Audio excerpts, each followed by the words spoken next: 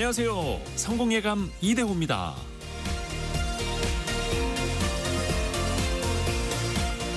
이란과 전쟁을 벌이고 있는 이스라엘. 이란에 대한 미국의 폭격이 더해지면서 상황이 더 심각해지는 가운데 경제적으로는 이스라엘 증시에 눈이 갑니다. 전쟁통에서도 이스라엘 증시는 사상 최고치를 기록하고 있는데요. 원유 매장량 세계 3위에 이르는 이란의 폭격이 쏟아졌고 호르무즈 해협 봉쇄 우려까지 겹치면서 국제유가가 크게 오르고 인플레이션 우려가 다시 커지고 있죠. 그런데 이스라엘 증시만큼은 사상 최고치 랠리를 펼치고 있습니다. 언뜻 이해가 안 가기도 하는데 잘 생각해보면 고개가 끄덕여집니다. 코스피는 상법 개정 또 주주 환원 기대감만으로도 3,000포인트를 넘었는데 만약 북한의 완전 비핵화까지 이루어진다면 우리 증시가 얼마나 더 좋아질까를 생각해보면 되는 거죠. 이란의 핵무기 개발로 오랜 시간 불안했다는 이스라엘. 중동 지역이 화염에 휩싸이고 세계 경제가 또다시 휘청일까 염려하고 있지만 그곳에서는 그렇게 증시의 활황이 펼쳐지고 있습니다.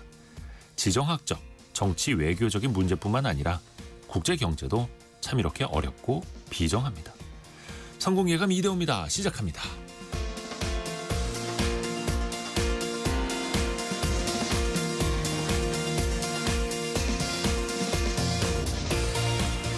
안녕하세요. 이대호입니다. 자, 오늘은 6월 23일 월요일입니다. 아마 금융시장 관련해서도 이제 주말 사이에 월요일 개장하면 어떻게 될까 많이들 좀 궁금해하셨을 텐데요. 일단 이 시각 현재 코스피 코스닥은 0.9% 정도 내리고 있습니다. 코스닥은 내림폭을 빠르게 키웠네요. 1.8%까지 약 1% 하락 출발을 했는데 코스닥은 1.8%까지 내림폭이 더 커졌습니다. 참고로 국제 유가 같은 경우에는 WTI 기준으로 75.8달러대까지 한 2.7% 올라가고 있고요. 브렌트유는 77달러대까지 2.5% 올라가고 있습니다. 원달러 환율은 1378원대. 예, 지난주 후반보다는 5원 정도 오른 5, 6원 정도 오른 1378원대를 나타내고 있습니다. 금융시장이 흔들리지 않을 수가 없는 그런 상황이죠. 오늘 경제상식 퀴즈도 그와 관련된 두 글자인데요. 보통 월요일에 증시가 많이 떨어질 때 이것 먼데이라고 표현을 합니다. 최근에는 코스피가 3,000선을 회복하기도 했습니다만 오늘은 좀 흔들리고 있죠. 잠시 후 2부에서 개미스쿨 시간에서 더 깊이 진단해보는 시간이 있고요. 주로 어둡고 부정적인 의미로 자주 쓰이는 색깔입니다. 월요일에 증시가 가장 크게 하락하는 현상을 두고 이것 먼데이라고 부르기도 하죠. 힌트를 좀 드리자면 짜장면 하면 바로 생각나는 오늘 이환주 기자가 이 색깔 옷을 입고 왔네요. KBS 콩이나 유튜브로 보시는 분들은 좀 힌트가 되실 것 같습니다. 짧은 문자 50원, 긴 문자 100원이 드는 샵 9730이나 KBS 콩으로 참여해 주시면 되고요. 추첨을 통해서 다양한 선물 보내드립니다. 성공예감 이대호입니다. 자주 검색하시면 성공이 가까워집니다.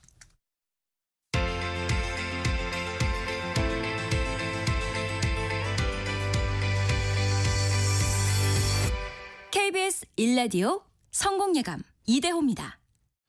오늘의 경제뉴스 파이낸셜 뉴스 이환주 기자, 한국경제신문 강영현 기자 함께합니다. 안녕하세요. 안녕하세요. 자, 강영현 기자 어떤 소식 준비했나요? 네, 정부가 미국의 이란 공습에 따라서 높아진 불확실성에 대비하기 위해 각 분야의 점검에 나선다는 소식부터 전해드리고요.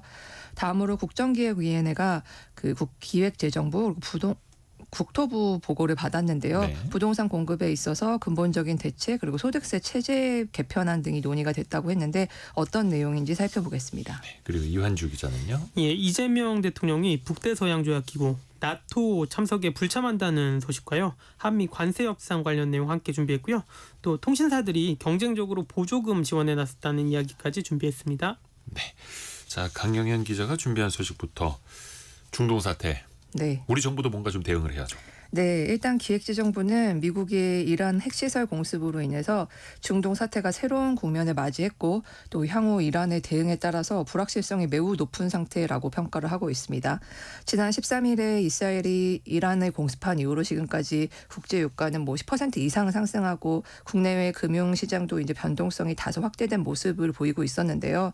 정부는 향후의 사태 전개가 이제 불확실성이 매우 큰 만큼 중동 현지 상황 또 금융, 에너지, 수출입, 해운 물류 등의 이런 상황에 대해서 24시간 점검이 필요하다면서 신속히 대응할 계획이라고 밝혔습니다. 네. 특히 금융시장이 과도한 변동성을 보일 경우에는 즉각적이고 또 과감하게 조치를 하고 외국 에너지 수급 관리에도 만전을 기할 방침이라고 밝혔습니다. 또 수출입 물류 영향 최소화를 위해서 중동 지역 수출 피해 기업을 이제 유동성을 지원하고요. 또 중소기업 전용으로 선박을 제공하는 등의 지원 대책을 차질 없이 추진하고 또 물류 경색 우려 확대 시 임시 선박 투입 등의 추가적인 지원 방안도 추진할 계획입니다. 현재까지 수출 피해는 아직 접수되는 건 없을까요? 네, 산업부에서 지금 매일 석유, 가스 가격 그리고 수급 상황 등을 모니터링하고 있는데요. 일단 에너지 수급에 직접적인 차질은 없고 또 유가, 수출, 물류, 진출 기업에 미치는 영향은 제한적일 것으로 보이고 있습니다. 현재 호르무즈를 통과하는 국내 석유, 가스 도입 선박은 정상 운항 중이고 또 석유, 가스의 국내 도입에도 이상이 없는 상황이고요. 그리고 우리나라의 대중동 수출 비중 같은 경우가 전체 수출의 3% 수준이기 때문에 직접적인 영향은 제한적일 것으로 보고 있습니다. 또 이스라엘 등 중동 국가의 의존도가 높은 일부 소재 부품 장비의 경우에도 대체 수입이 가능하거나 또 재고가 충분하기 때문에 국내 공급망에 미치는 영향은 작을 것으로 예상이 되고요. 또 산업부는 지난해 4월 중동 사태 발발 이후로 설치한 종합 상황실 그리고 분야별 비상 대응반을 통해서 비상 연락 체제를 유지하고 있고 또 에너지 수출 유관 기관 합동으로 해서 24시간 모니터링 체제를 가동하기로 했고요. 또 이를 통해서 유사시에 신속 대응 체계를 긴장감 있게 유지하도록 했습니다. 다만 이란의 호르무즈 해협 봉쇄가 현실화된다면 사실 이런 노력도 아무래도 그 결과에 대한 힘이 좀 빠질 수밖에 없는 거죠. 네, 맞습니다. 국제 유가 아까 이제 70달러대 중후반대까지 올라가고 있다라고 정리를 좀 해드렸는데 이렇게 되면 우리 이제 휴가철 앞두고 있지 않습니까? 네. 항공기 유류 할증료도 더 오르는 것 아닌가 좀 걱정되거든요. 맞습니다. 사실 최근에 국제 유가 그리고 환율 하락세가 이어지면서 국제선 항공권에 이제 추가로 부과되는 유류 할증료가 약 4년 사이에 최저 수준으로 낮아진 상황입니다. 그래서 항공업계에 따르면 이번 7월에 유류 할증료 기준이 되는 싱가포르 항공유 평균값이 1갤런당 약 188센트, 총 33개 단계 중에서 4단계에 해당을 했는데요. 그래서 대한항공, 아시아나항공 같은 주요 항공사가 내린 환율에 반영해서 자체 조정을 거쳐 금액을 다소 인하했습니다. 대한항공 같은 경우에는 7월에 최소 7,000원에서 최대 57,400원을 부과했는데 이게 지난달보다 4,000원 정도 낮아진 거거든요. 그리고 아시아나 같은 경우도 크게는 1,600원까지 낮췄습니다. 그래서 이게 7월에 부과되는 이 유류 할증료가 지난 2021년 10월 이후 가장 낮은데 유류 할증료 단계는 유가 등락에 따라서 2023년 10월에 14단계까지 올라갔다가 지난해 6월 이후로 계속 낮아지는 흐름을 보였습니다. 하지만 말씀하셨다시피 오는 8월에 적용되는 유류 할증료는 다시 상승할 것으로 지금 업계는 전망하고 있는데 아무래도 이스라엘과 이란의 무력 충돌 속에서 이 싱가포르 항공유 가격을 결정하는 국제 유가가 상승세로 돌아섰기 때문입니다.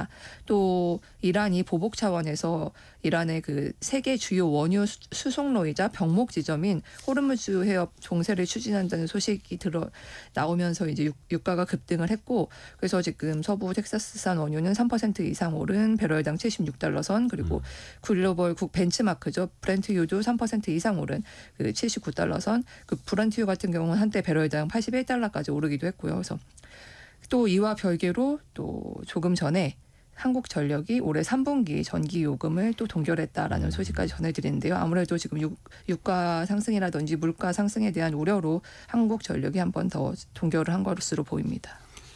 자, 이환주 기자가 준비한 경제 뉴스도 들어볼게요. 이재명 대통령이 나토 정상회의에 참석하지 않기로 결정했죠? 예, 맞습니다. 이재명 대통령은 내일부터 이틀간 네덜란드에서 열리는 북대서양조약기구 이른바 나토의 정상회의에 참석하지 않는 것으로 지난밤에 결정을 했는데요.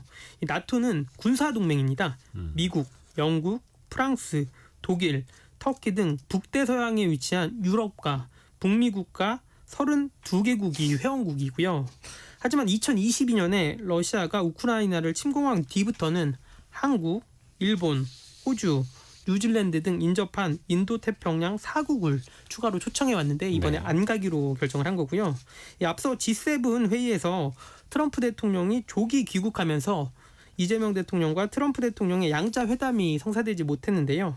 이번에 나토에서 한미 정상이 만나나 싶었지만 이번에도 불발이 된 겁니다.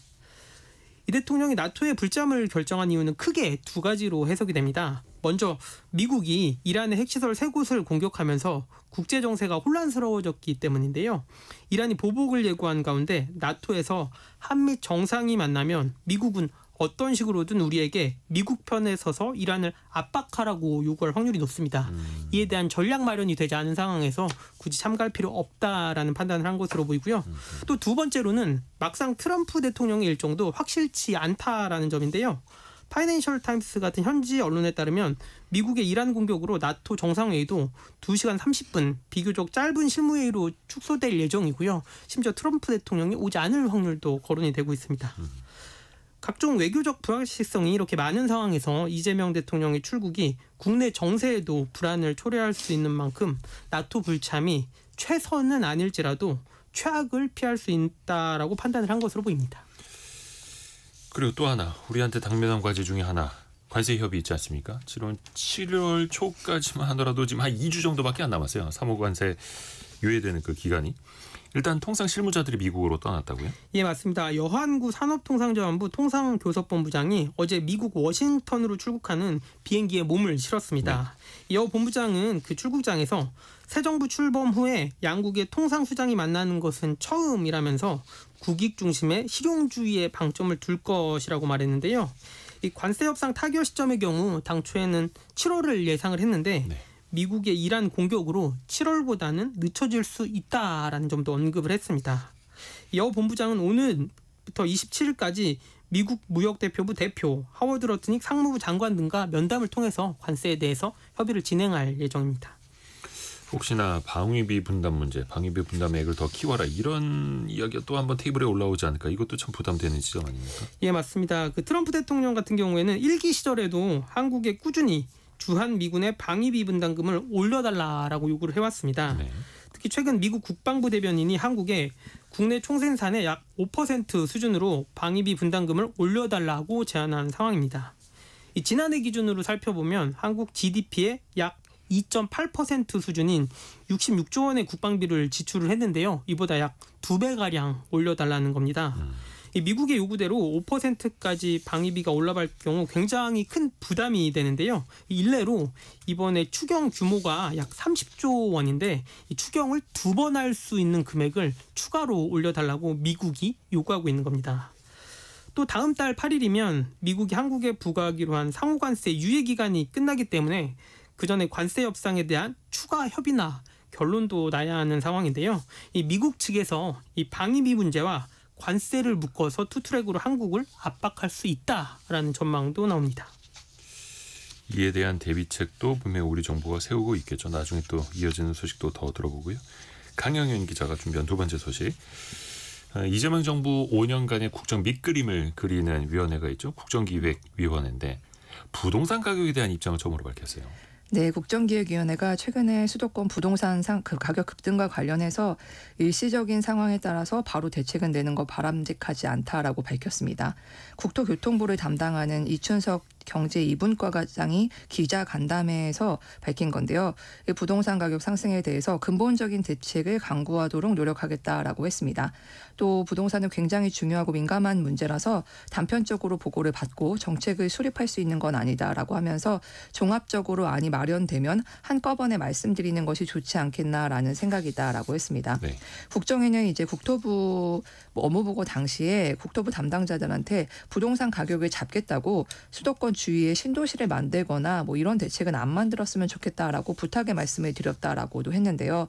당장의 문제는 국정위에서 정하기보다는 대통령실 그리고 당이 주되게 논의하는 게 맞다라고 선을 그었습니다. 국토부 같은 경우에는 업무 보고 당시에 부동산 시장 동향을 공유하고서 또 새 정부 공약을 기반으로 수도권 등의 주택 공급을 확대할 큰 그림을 보고한 것으로 알려졌습니다. 그리고 또 하나 우리한테 정말 많은 영향을 미칠 수 있는 거 소득세제 개편안이 보고가 됐어요. 네, 관계부처에 따르면 기획재정부가 보고를 한 건데요. 소득세의 체계를 개인 단위에서 가족 단위로 전환해서 기혼 그리고 다자녀 가구에게 인센티브를 주는 방안을 보고한 것으로 알려졌습니다. 핵심은 현행 개인 단위의 소득세 과세 체계를 부부 단위 또는 자녀를 포함한 가족 단위로 전환을 하는 건데요. 이 부부 단위는 미국식 모델로 불리는데 이것은 부부의 소득을 합산한 다음에 2로 나눈 소득을 기준으로 산출세액을 계산하고 여기에 다시 2를 곱해서 최종 산출세액을 도출하는 겁니다. 그리고 자녀를 포함한 프랑스식 모델은 부모 소득을 가족 개수로 나눈 다음에 세금을 매긴 후 다시 개수를 곱하는 방식인데 각각 결혼을 했거나 또 자녀가 많을 경우에 세 부담이 줄어드는 구조입니다. 그래서 이재명 대통령 같은 경우에는 이제 대선 후보 시절 공약집에서 부부 단위 과세 표준 신설 등을 추진하겠다고 밝힌 바 있습니다. 다만 이것은 소득세 체계 자체를 바꾸는 일이어서 최종 도입까지는 상당한 논의가 필요할 것으로 보이는데요. 또 특히 소득세 체계를 개편할 경우에 대규모 세수 감소를 초래할 수 있다. 그래서 세수 보존 대책과 병행 추진할 필요가 있다는 지적도 나오고 있습니다. 조세재정연구원의 분석에 따르면은 부부 단위의 과세는 연간 24조 원, 그리고 프랑스식 자녀를 포함한 모델 같은 경우에는 연간 32조 원의 세수 감소가 예상이 되고 있습니다. 이게 그동안에 이제 맞벌이가 아니라 외벌이로 좀 소득이 높았던 분들한테서 좀 불만이 많았던 거잖아요. 네. 부부 단위로 이제 각자 한 8천만 원씩 두 사람이 벌면 1억 6천만 원인데 혼자서 한 1억 5천만 원을 버는 이제 아빠나 엄마 혼자 외벌이라면 그쪽 집안이 더 이제 많은 세금을 냈었기 때문에 이건 나중에 또 어떻게 바뀌는지 더 한번 들어볼게요. 이완주 기자 얘기 갑니다. 스마트폰 보조금 경쟁이 더 치열해지고 있어요. 예, 맞습니다. 최근에 한 KT 대리점에서는 가입자가 10만 원짜리 요금제 6개월, 부가 서비스 3개월을 유지하면 기기값 없이 이 최신 삼성의 플래그십 폰인 갤럭시 S25를 개통할 수가 있었습니다. 또 LG U+ 대리점에서도 비슷한 조건으로 구매하면 오히려 캐시백을 해주기도 하는데요. 네. 물론 이렇게 값비싼 월 통신 요금을 내야 해서 기기값이 통신비에 녹아 있는 구조긴 하지만 어쨌든 그 최신 삼성폰이 공짜폰으로 등장을 하게 된 겁니다. 이 통신사들이 이렇게 보조금을 많이 주는 이유는 현재 SK텔레콤 영업이 중단된 상황에서 이 KT, LG U+가 막대한 지원에 나섰기 때문인데요. 이 통신사에서 나오는 공시지원금 최대 50만 원에 각 판매 대리점에서 지원되는 비공식 비용까지 합쳐지면서 이 공짜폰이 나오게 된 겁니다. 또 여기에 더해서 다음 달 22일이면 통신사 지원금 상한을 규제한 단통법이 폐지가 되거든요. 그렇게 되면서 통신사가 지원금 경쟁을 더 할 수 있다라는 전망도 나옵니다. 고객 입장에서는 좋은 거긴 한데 시장이 또 혼탁해질 수도 있는 거고요. 또 SK텔레콤 해킹 사태 한참 이제 지났는데 유심 교체 많이 이루어졌답니까? 예, SK텔레콤에 따르면 지난 4월 28일부터 유심 무상 교체를 진행한 뒤 현재까지 약 930만 명이 유심을 교체를 했습니다. 증가하던 유심 교체 수요는 이달 16일 정점으로 최근 점점 줄어드는 추세인데요. 또 실물 유심 교체 외에도 SK텔레콤은 이심 교체 서비스도 진행하는 등 다양한 방식으로 유심 교체를 제공하고 있습니다. 이 SK텔레콤 같은 경우에는 과학기술정통부의 신규 가입 정지 행정지도의 원인이 된 유심 교체가 일단락이 된 만큼 한 다음 주쯤부터 해서 신규 가입을 재개할 것이라고 예상이 됩니다. 하지만 아직까지 민관합동조사단 결과 발표와 함께 그 통신사 옮기는 분들에 대한 위약금 면제 결정이 아직 남아 있고요. 아직 결정 안 되죠, 그건. 예, 맞습니다. 또 일부 소비자들 같은 경우에는 유심 해킹 사태에 대해서 SK텔레콤에 손해배상 소송을 제기하고 있는 등 후폭풍은 여전합니다. 또 하나 구글이랑 애플에서 데이터가 유출됐다고 해서 최근에 많이 걱정하시더라고요. 이거 어떤 내용이에요? 예, 이게 외신에 보도된 내용인데요. 네. 사이버 보안 전문 매체인 사이버 뉴스에 따르면 구글과 애플에서 총 160억 개의 데이터가 유출이 됐습니다. 총 30개의 데이터 덩어리를 모두 합친 숫자인데 적게는 수천만 개, 많게는 35억 개가 넘는 각각의 데이터 덩어리가 유출이 된 겁니다. 이 언핏 생각해서 160억 개는 전 세계 인구의 약 2배에 달하는 수치인데 네. 이 사용자마다 2개 이상의 계정을 사용하는 경우가 많아서 여러 가지 계정이 중복으로 유출될 확률이 큽니다. 여기 뭐 아이디 비밀번호 같은 뭐 개인정보가 포함이 됐다는 겁니까? 예, 맞습니다. 이번에 유출된 데이터 같은 경우에는 특히 계정 탈취나 신원 도용, 각종 피싱 범죄 등에 악용될 수 있다라는 전망이 나왔고요. 또 다만 해당 데이터 같은 경우에는 페이스북, 구글, 애플 같은 기업이 직접 해킹된 것은 아니라고 하는데 어쨌든 데이터가 유출된 상황이고요. 또 유출된 개인 데이터 정보 등이 다크웹 같은 곳에서 거래가 되고 악용이 될 수 있는 만큼 구글이나 뭐 유튜브, 페이스북 등 계정에 그 비밀번호를 이참에 한번 바꾸는 것은 좋다라고 전문가들은 권장을 하고 있고요. 또 되도록 동일한 아이디, 이 비밀번호를 쓰는 것은 삼가는 편이 이와 같은 유출 사태에 대비할 수 있어서 좋습니다. 비밀번호 자꾸 바꾸다가 그 비밀번호를 또 기억하지 못하는 일이 더 많아지고 있는데 사고는 기업들이 치고 그 불편은 다 소비자, 이용자들이 또 안고 있고 이게 참 많이 반복되고 있습니다. 파이낸셜 뉴스 이완주 기자, 한국경제신문 강영현 기자였습니다. 고맙습니다. 감사합니다. 감사합니다.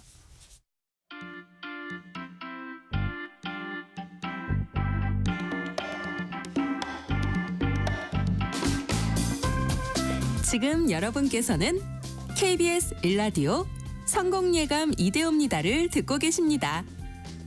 프로그램에 참여하신 청취자 여러분께는 추첨을 통해 Y스트릿에서 밝은 눈과 두뇌 건강, 활력까지 한 번에 와이즈 부스터를, 아름다운 식탁 창조 주비푸드에서 뿌리 담은 리얼 생 와사비를, 쉽고 빠른 판촉물 제작 시너지 기프트에서 고속 충전 알람 시계를, 그리고 성공예감에서 준비한 커피 쿠폰을 보내드립니다.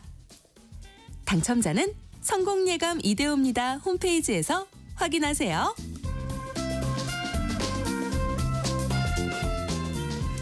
오늘 이것 먼데이가 되지 않기를 바랐는데, 그리고 개장 초까지만 하더라도 그렇게 낙폭이 심하지는 않았는데 점점 증시가 더 많이 밀리고 있네요. 이러다가 오늘 종반부, 그러니까 증시 마감 관련된 기사들의 일부 언론은 또 이런 월요일이다 라고 기사를 또 쓸 것 같네요. 코스피가 1.6% 가까이 밀리고 있고요. 2974. 그리고 코스닥은 2.3% 가까이 낙폭이 더 커졌습니다. 773. 상대적으로 뭐 코스피는 많이 올랐었기에 좀 조정이 불가피한 상황이기도 합니다만, 한 일본이나 호주가 같은 시간에 0.7% 정도 약세인 거랑 비하면 좀 우리 증시가 많이 떨어지고 있죠. 오늘 경제상식 퀴즈의 정답은 두 글자인데요. 유독 월요일에 증시가 크게 하락하는 현상을 이것 먼데이라고 부릅니다.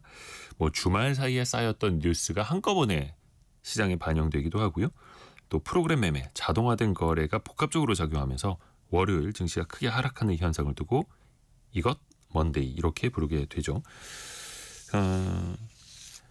발생 가능성은 낮습니다만 한번 벌어지면 큰 충격을 주는 이것 스완, 그러니까 하얀 백조가 아니라 그 반대되는 개념의 백조가 나타났다, 이런 표현도 쓰죠. 주로 이제 어둡고 좀 부정적인 느낌을 주는 그런 표현이기도 합니다. 반면에 회계 분야에서 재무제표 쓸 때는 흑자라는 긍정적인 의미도 있는데요.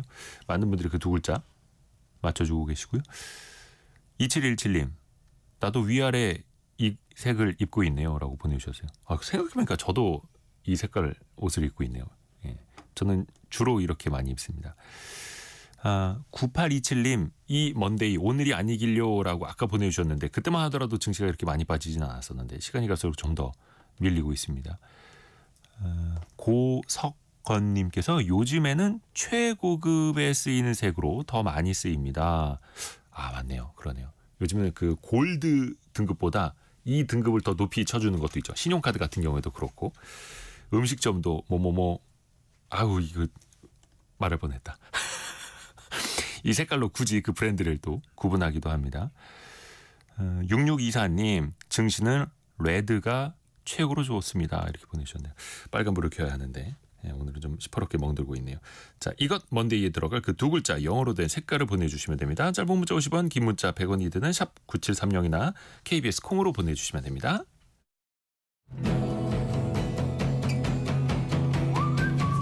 오늘의 움직임에 주목하고 세상의 흐름을 놓치지 않습니다. 여러분의 내일을 응원하며 성공의 열쇠를 함께 찾아갑니다. 성공예감 이대호입니다. 여러분의 퇴직연금 수익률 한번 열어보셨나요? 지난 10년 동안 퇴직연금 수익률이 한 평균 2% 정도밖에 안 된다고 합니다. 거의 뭐 물가 상승률 따라가기도 벅찬 수준인데요. 근데 거기에다가 이 퇴직금 또 퇴직연금에도 세금이 붙습니다. 이거 아낄 수 있는 방법이 있을까요? 슬기로운 세무 생활 시간에 한번 들어보시죠. 누리세무그룹 김철훈 세무사와 함께합니다. 안녕하세요. 안녕하세요. 김철훈 세무사입니다. 퇴직금은 말 그대로 우리 노후를 대비하는 건데 여기에도 세금이 붙는다는 거죠? 네, 맞아요. 퇴직금은 이제 오랫동안 회사에서 근무를 한 사람에게 이제 주는 마지막 보너스 같은 건데요. 이제 퇴직금을 받을 때는 마찬가지로 퇴직소득세라는 세금을 내야 합니다. 보통 이제 퇴직금 같은 경우는 금액이 큰 대신에 오랜 기간 동안 회사에 다니면서 모아진 금액을 받는 거라서 이제 퇴직금에 붙는 세금인 퇴직소득세는 월급이라든지 보너스 같은 이런 회사에서 받는 다른 소득에 비해서는 세율이 많이 낮은 편이에요. 예를 들어서 20년 이상 근속한 회사에서 퇴직금을 한 1억 원 정도 받는다면 세금은 한 100만 원가량 나오게 되는데 이거는 이제 다른 소득, 월급이나 보너스 등에 비해서는 훨씬 세금이 적은 편입니다. 좀 낮은 편이라는 거죠? 네. 그러면 그 차이를 한번 구분해 볼까요? 몇 년 안 다니고 회사를 그만뒀을 때랑 정년까지 다 채우고 퇴직했을 때 이 퇴직금에 대한 세금도 차이가 클까요? 네, 이제 중간에 회사를 다니다가 퇴직했을 때와 정년까지 다 채우고 퇴직했을 때 퇴직소득세에는 차이가 있을 수 있어요. 이제 퇴직소득세가 얼마가 나오는지 계산할 때 산정하는 중요한 기준이 있는데요. 첫 번째가 바로 퇴직금을 얼마나 많이 받느냐. 이 퇴직금 크기와 두 번째는 얼마나 회사에서 오랜 기간 일을 했느냐 이 근속 연수에 따라서 결정이 되는데요.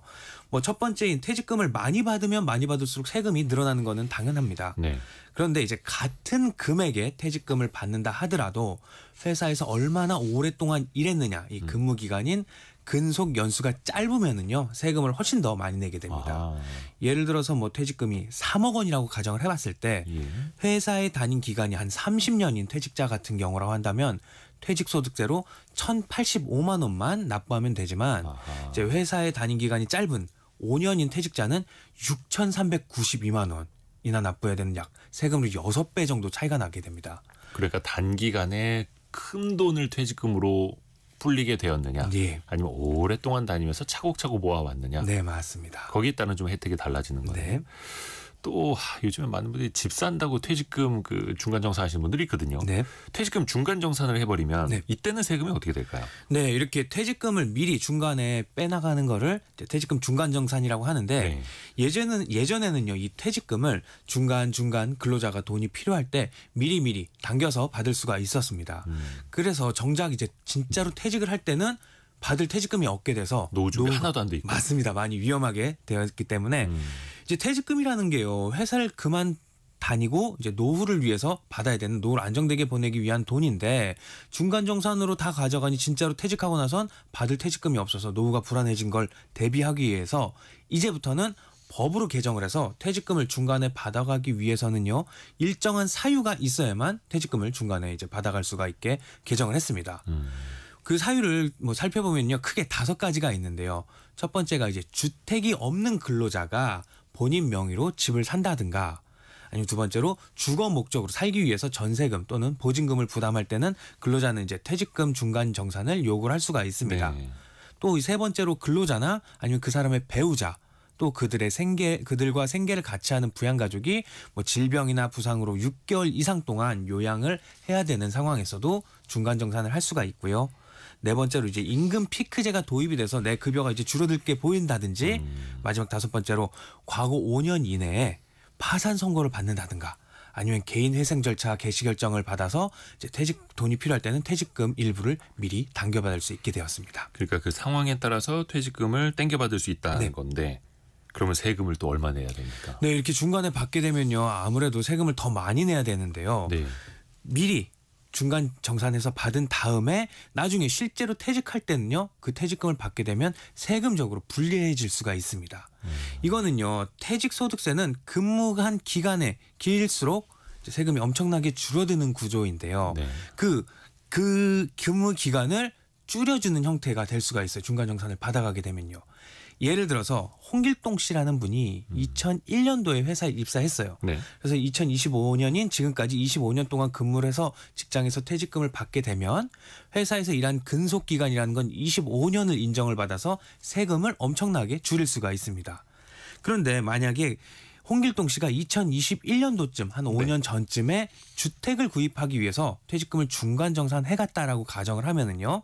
이번 25년도에 퇴직을 하면서 퇴직금을 받게 됐을 때는 이 사람은 회사에 다닌 기간이 25년이 아닌 그 중간 정산해간 다음 날서부터 지금까지인 5년으로 계산이 되게 됩니다. 아하, 앞에서 그러니까 근속 기간이 길수록 세금을 덜 내게 된다, 유리하다라고 했는데 중간 정산을 받아버리면 중간 정산 받은 그 시점부터 날짜가 다시 계산되는 거예요. 계산되게 됩니다. 네. 그래서 불리하게 됩니다. 이걸 몰랐네요. 그러면 세금을 좀 줄이는 방법, 좀 적게 내는 방법은 없을까요? 특히 퇴직금과 관련해서? 네, 이렇게 중간 정산했을 때에도 세금을 좀 줄일 수 있는 방법이 있는데요. 바로 퇴직소득 합산특례라는 제도를 이용을 하면 됩니다. 합산특례? 네, 퇴직소득 합산특례. 이제 퇴직금을 중간에 정산받은 이력이 있을 때는 중간 정산 받지 않았더라면 세금이 얼마인지 다시 한번 또 계산을 해보는 거예요. 네. 그랬을 때 둘 중에서 근로자에게 더 유리한 방법을 선택하는 걸 말을 하는 건데요. 뭐 이런 특례 제도는 회사의 의무가 아니고 뭐 근로자가 신청을 했을 때 해주는 옵션이기 때문에 회사에서 일일이 직원들을 알아서 다 챙겨주지 않기 때문에 근로자가 직접 잘 챙겨야 됩니다. 이제 퇴직을 앞둔 근로자가 특례 제도를 활용하려면 퇴직 소득세 신고하기 전에 본인 회사의 퇴직금을 담당하는 담당자에게 신청을 하면 됩니다.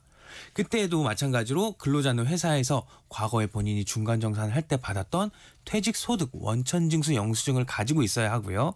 회사에서 만약에 이걸 재발급해주지 않고 본인도 가지고 있지 않는다라고 하면 본인이 거주하는 곳의 관할 세무서에서 받을 수가 있습니다. 실제로 이제 제 주변에서도 이런 경우가 있었는데요. 이분이 퇴직금을 중간 정산을 했어요. 그리고 이분이 다니시는 회사가 꽤 큰 회사임에도 불구했는데 이제 퇴직금을 담당하는 사람이 시간이 많이 오래 지나갔으니까 바뀌게 돼서 따로 챙겨주지 않은 거예요. 그래서 부랴부랴 이제 퇴직소득 원천징수 영수증을 본인이 직접 챙겨서 신청을 해가지고 퇴직소득 합산 특례를 받아서 세금을 많이 줄였을 경우가 있었습니다. 이렇게 근로자가 본인이 직접 잘 챙겨야 되고요. 만약에 이걸 놓쳤다라고 하면은 퇴사하고 나서 이런 제도를 알게 됐으면 경정 청구라는 걸 통해서 많이 낸 세금을 다시 한번 돌려받을 수도 있습니다. 회사에서 재무팀이 알아서 해주겠지라고 생각하면 안 됩니다. 사실은. 본인이 잘 챙겨야 됩니다. 직원 하나하나 다 챙겨주진 않으니까요. 하지만 늦었어도 경정 청구는 가능하다라는 거고요. 또 하나가 그 퇴직금 중간 정산 받는 사람들에 대해서 우리가 이야기를 했는데 그래서 퇴직 소득세를 한꺼번에 많이 냈어요. 이걸 다시 돌려받을 수 있는 방법도 있다고요. 퇴직금을 받을 때는요. 마찬가지로 원천징수를 통해서 세금을 차감을 하고 남은 금액을 내가 퇴직금으로 받게 되는데 이 돈을 퇴직금을 받은 퇴직자가요. 퇴직금을 받은 날로부터 60일 이내에 IRP라고 하는 퇴직연금 개인 계좌에 다시 그 돈을 입금을 하면 퇴직금 받을 때 원천징수 당했던 퇴직소득세를 다시 환급을 받을 수가 있습니다. 그러니까 일시불로 퇴직금 받아간 거에 대해서는 무거운 세금을 맞게 되는데 아니 나 그게 아니라요. 내 개인연금 계좌로 넣으려고 한 거예요라고 60일 이내에 넣으면 그럼 앞으로 계속 쌓아나간다는 얘기군요. 해서 다시 돌려준다는 거예요. 맞습니다. 60일 이내에 다시 입금하는 게 중요합니다. 또 하나가 근데 사실 이게 어떻게 보면 퇴직연금 퇴직금이라는 게 노후를 대비하라는 거잖아요. 취지 자체가. 그래서 일시불로 받았을 때는 높은 세금을 나중에 다시 연금 형식으로 받겠다라고 할 때는 낮은 세금을 준다는 그 사실 취지를 좀 따라가면 되는 거네요. 맞아요. 퇴직연금 같은 경우 이제 연금 계좌에 본인이 이체를 하고 연금을 통해서 이제 수령을 하게 되면은요. 마찬가지 이유로 퇴직소득세를 좀 감면을 해줍니다.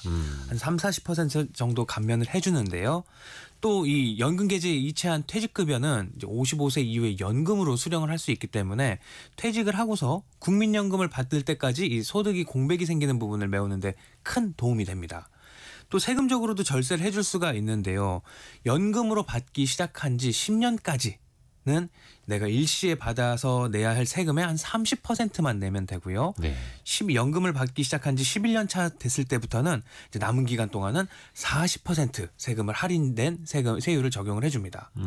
예를 들어서 이제 퇴직금을 한 번에 받았을 때 일시에 받았을 때는 세금이 10%라고 한다면 이걸 연금으로 받게 되면은요. 처음 받았을 때서부터 10년까지는 7%만 내면 되고요. 그리고 11년 차 이후서부터는 6% 정도만 내면 된다고 보면 됩니다. 이때에도 이제 주의할 점이 있는데요. 매년 연금으로 받은 게 한 번 이상은 수령을 했었어야 이 연수가 계산이 돼서 10년 차, 11년 차 혜택을 받을 수가 있는 거예요. 만약에 연금을 한 번도 받지 않았다고 한다면은 11년이 됐다고 하더라도 11년 차 할인인 6% 정도로 받을 수가 없게 됩니다. 이건 나중에 퇴직하고 연금을 받을 때. 네.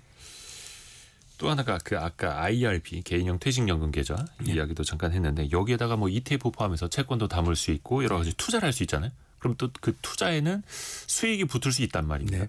그거에 대한 세금은 어떻게 되죠? 네, 이렇게 개인형 퇴직연금 IRP 계좌를 통해서 금융상품 운용을 했을 때 여기에서 발생한 수익에는요 16.5%인 기타 소득세가 붙습니다. 뭐 당연한 거지만 내가 넣었던 원금에 대해서는 세금은 안 붙지만 늘어난 수익에 대해서는 세금이 붙게 됩니다. 네.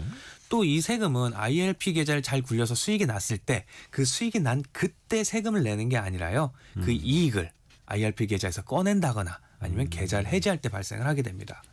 그래서 IRP 계좌에 돈을 넣고 ETF나 펀드 등을 투자를 통해 가지고 100만 원의 이익이 발생했다면 계좌를 해지했다라고 하면 여기에 16.5%인 16만 5천 원의 기타 소득이 발생해서 세금으로 내야 됩니다. 그러니까 이게 IRP 계좌도 역시 노후준비 개인연금 개념인데 16.5%나 높은 세율을 부과한다라는 거. 그냥 배당이자 소득세보다 더 높은 건데. 맞습니다. 이것도 그냥 꺼내 쓰지 말고 네. 나중에 연금으로 받으세요.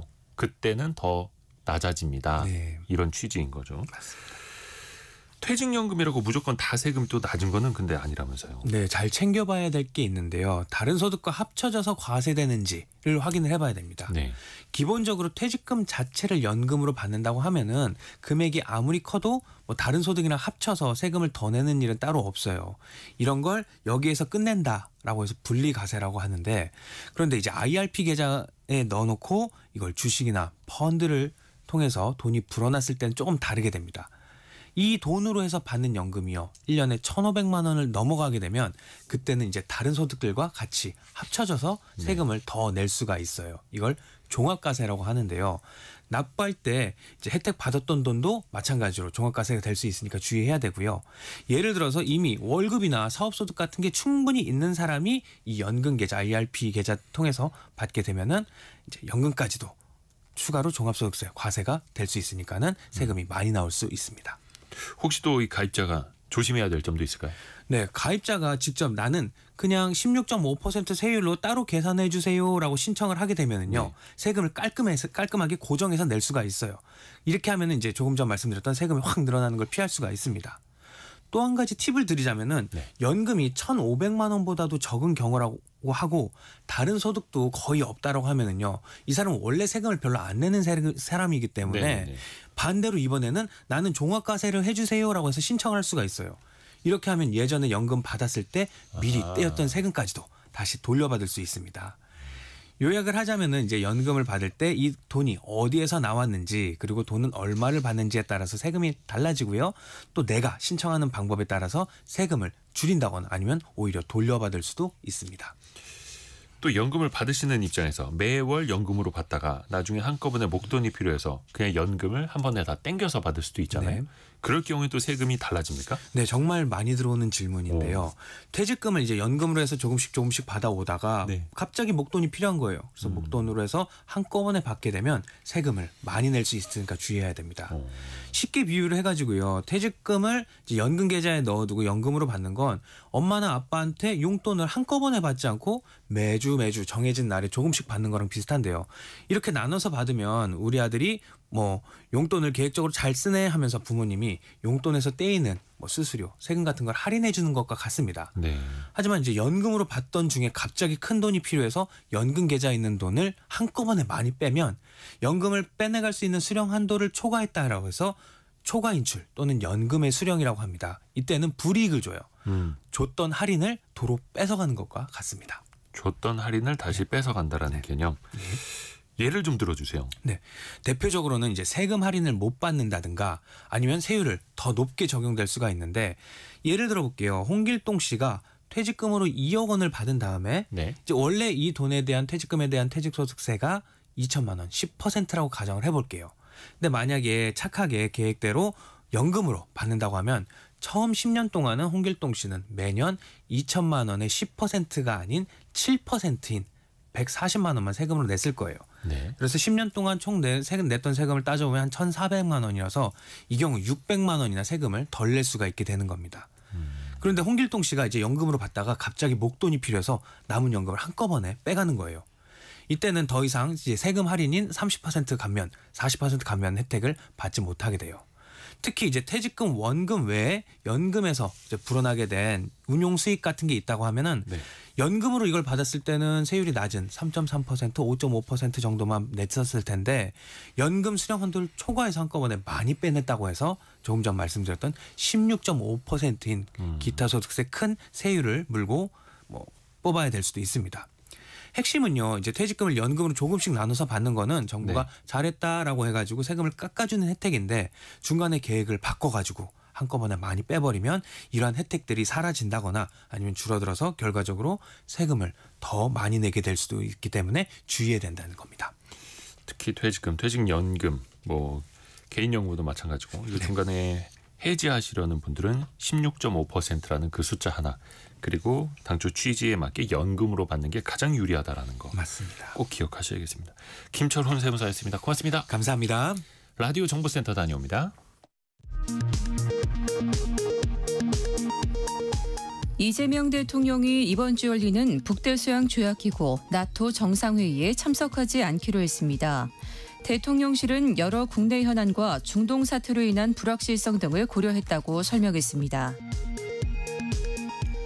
지난 주말 전격 단행된 미국의 기습에 당한 이란이 보복을 다짐했습니다. 이란은 후르무즈 해협 봉쇄 카드를 꺼냈는데 미국은 이란이 해협을 봉쇄한다면 자살 행위가 될 거라고 경고했습니다. 올 3분기 전기요금이 현재 수준에서 동결됩니다. 한국전력은 3분기에 적용할 연료비 조정 단가를 현재와 같은 킬로와트 시당 5원으로 유지한다고 오늘 밝혔습니다. 지금까지 라디오 정보센터 뉴스 정한나였습니다. 서울을 시작으로 해서 집값이 연쇄적으로 오르고 있죠. 내 집 마련이 참 언제 쉬운 적은 있었나 싶겠습니다만 요즘에 더 쉽지 않은 것 같습니다. 이럴 때 비교적 저렴한 가격으로 집을 구할 수 있는 공공임대가 하나의 대안이 될 수 있죠. 다만 또 필요한 조건이 있는데요. 돈워리 투자백서 시간에 한번 들어보실까요? 어서민의 성선화 대표와 함께합니다. 안녕하세요. 네, 안녕하세요. 분양 전환형 임대주택 있잖아요. 요 네네. 방식부터 좀 설명을 해주세요. 네, 이제 분환 전환형 임대주택은 처음에는 임대주택으로 살다가 일정 기간이 지난 뒤에 분양을 받을 수 있는 제도인데요. 네. 이거는 지난해부터 새롭게 도입된 유형입니다. 최소 6년 동안 임대로 거주를 하고 난 뒤에 그 집을 직접 분양받을지 선택할 수 있는 구조인데요. 네. 일단 임대로 거주하는 방법이 두 가지가 있습니다. 첫 번째는 든든 정세형인데요. 이거는 소득이나 자산 조건 없이 시세의 90% 수준으로 전세 계약이 가능합니다. 상대적으로 이제 진입 장벽이 낮다는 게 장점인데요. 일단 최소 6년 동안 거주를 하고 전세 임대를 한 뒤에 그 뒤에 분양을 선택 가능합니다. 그리고 두 번째가 이제 월세형인데요. 이거는 이제 무주택 세대 구성원이어야 하고 신혼부부나 신생아 출산 가구처럼 주거 지원이 꼭 필요한 계층의 대상으로 하고 있습니다. 소득 기준 같은 경우에는 중위 소득의 130% 이하 또는 맞벌이 결정 같은 경우에는 200% 이하로 제한이 되어 있거든요.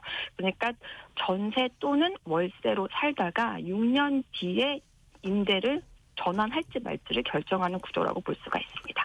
일반적으로 청약 통해서 분양받기 정말 하늘의 별 따기 수준인데 일단 임대로 살다가 그 집을 분양받을지 선택한다. 이게 우선권이 있는 거지 않습니까? 네, 맞습니다. 또 최근에 접수하는 지역이 있다면서요? 네, 맞습니다. 지금 이 말씀드렸던 이 분양 전환형 같은 경우에는 이번 달 말, 그러니까 6월 30일 월요일부터 7월 2일 수요일까지 총 3일 동안 진행을 받거든요. 접수는 온라인에서만 가능합니다. LH 청약 플러스 홈페이지에 접속을 해서 본인 인증 후에 신청을 하시면 되거든요. 홈페이지에는 뭐 지역별 공급 단지 목록이라든지 뭐 전세형으로 할 건지 월세형으로 할 건지 그리고 유형별 자격 요건들이 자세히 나와 있습니다. 그리고 신청하기 전에 꼭 보셔야 될 게 일단 네. 공고문이랑 구비 서류 이런 것들을 미리 확인하셔야지 본인이 어떤 조건에 맞는지 그 해당 기간에 확인하실 수가 있습니다. 임대주택에 신청하는 그 당일이 아니라 미리 가서 좀 필요한 서류들을 살펴봐야 한다라는 거. 네, LH 맞습니다. 청약 플러스 홈페이지에서 분양 전환형 임대주택 신청할 수 있다라는 거고요. 근데 이게 아무나 다 들어갈 수 있는 건 아니잖아요. 소득이라든지 자산이라든지 좀 요건이 있지 않나요? 네, 맞습니다. 사실 이게 혜택을 주는 거니까 당연히 요건이 있는데요. 그렇죠. 분양 전환을 하려면 몇 가지 조건을 충족시켜야 됩니다. 첫 번째가 입주자가 계속해서 무주택 세대 구성원이야 하고요. 그리고 소득 같은 경우에는 전년도 도시 근로자 월 평균 소득의 30% 이하여야 합니다. 그리고 자산 같은 경우에도 3억 5,400만 원 이하여야 분양 전환 자격이 주어지는데요. 네. 이제 분양 가격이 좀 메리트라고 할 수가 있습니다. 이번에 분양을 하게 되면 입주 당시 감정가 그리고 6년 이후에 이제 분양 전환할 때 감정가의 평균으로 상정하다 보니까 사실은 시세보다 낮게 확정될 확률이 굉장히 높은 거죠.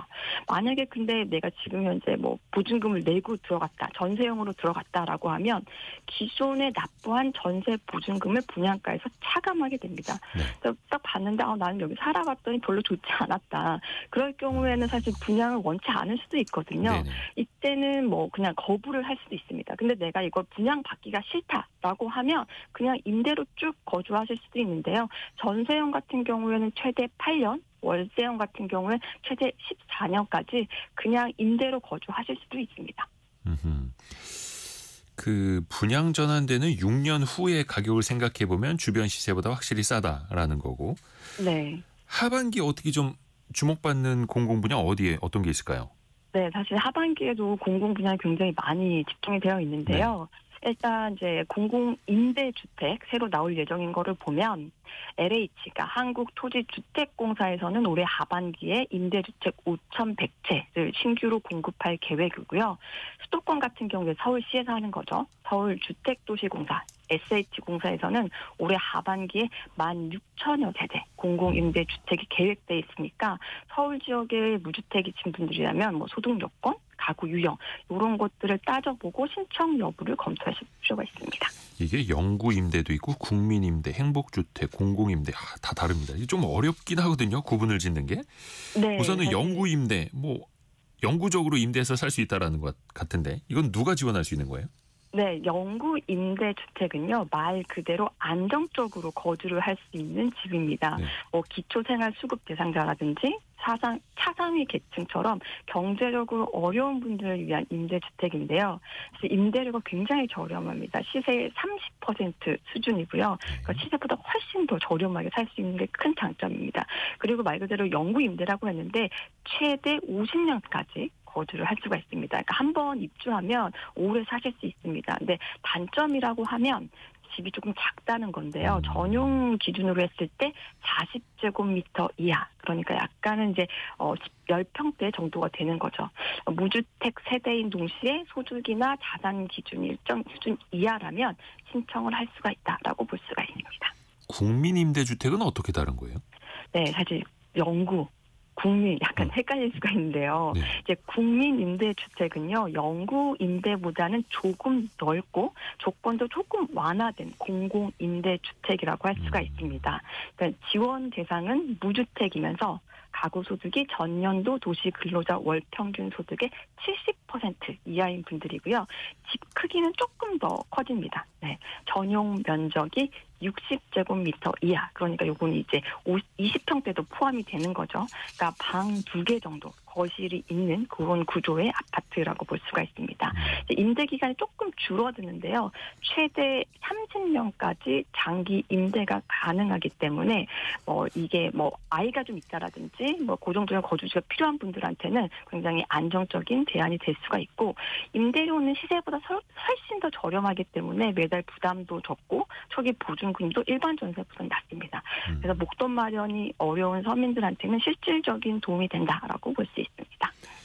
또 대학생이나 신혼부부처럼 젊은 계층을 위한 주택이 또 따로 있기도 하잖아요. 네, 맞습니다. 사실 이제 젊은 층에게 꼭 필요한 임대주택이 바로 행복주택인데요. 네. 이제 행복주택은 대학생, 사회초년생, 신혼부부, 그러니까 젊은 계층의 주거 안정을 위해서 만들어진 공공임대주택입니다. 임대료 같은 경우에는 시세의 80% 이하 수준으로 저렴하고요. 역시나 무주택이어야 되고 일정 자산이나 소득이 일정 기준 이하여야지 신청이 가능합니다. 일단 보면 거주 기간은 공급 유형에 따라 약간 다른데요. 네. 대학생 같은 경우는 최대 6년, 청년은 6년, 신혼부부는 6년에서 10년까지, 그러니까 최대 20년까지도 거주가 가능합니다. 그리고 또 하나 청년을 위한 청년 매입 임대주택도 있는데요. 네. 이거 같은 경우에는 이제 LH가 기존 주택을 직접 사들이고 수리를 한 다음에 저소득층 청년에게 다시 임대를 하는 방식이거든요. 또 역시나 이제 보증금이 사실 몇백만 원 수준은 굉장히 낮고 월세를 받는다고 하더라도 약 10만 원 정도 수준이거든요. 그러니까 자취방 구하기 어려운 청년분들에게는 실질적인 주거 대안이 될 수가 있습니다. 영구임대, 국민임대, 행복주택, 청년 매입 임대주택 등등. 아유, 되게 많습니다. 복잡하기도 하고. 혹시 뭔가 좀 통합된 건 없습니까? 하나로? 네. 너무 헷갈릴 수가 네. 있는데요. 공공임대주택 종류가 워낙 많다 보니까 대체 나는 뭘 선택해야 되지? 이런 분들 되게 많으실 거예요. 네. 그럴 때는 통합 공공임대주택이 하나의 해결책이 될 수가 있습니다. 예전에는 영구임대, 국민임대 이렇게 막 제각각이었는데 네. 이거를 하나로 통합해서 만든 게 통합 공공임대주택이거든요. 조건도 훨씬 더 간단해졌습니다. 일단 무주택, 그리고 소득이 중위소득의 100% 이하면 우선 공급되고요. 150% 이하면 일반 공급도 신청을 할 수가 있습니다. 그리고 이 제도의 최대 장점이 집이 더 넓어졌다는 건데요. 네. 전용 60제곱미터에서 85제곱미터, 방 3개짜리 아파트 신청이 가능합니다. 그래서 만약에 정말 헷갈리신다는 분들 같은 경우에는 이 통합형으로 한번 알아보시면 도움이 되실 것 같습니다. 어서민의 성선화 대표였습니다. 고맙습니다. 네. 오늘 증시가 약간 낙폭은 조금은 좁히고 있습니다. 아까 2.3%가량 떨어졌던 코스닥이 한 1.8% 정도로 낙폭을 좁히기는 했는데요. 2부에서 개미수구 시간에 조금 더 깊이 들어가 보시죠. 홍춘욱 대표와 함께 돌아오겠습니다. 10시 5분에 금방 다시 뵙죠.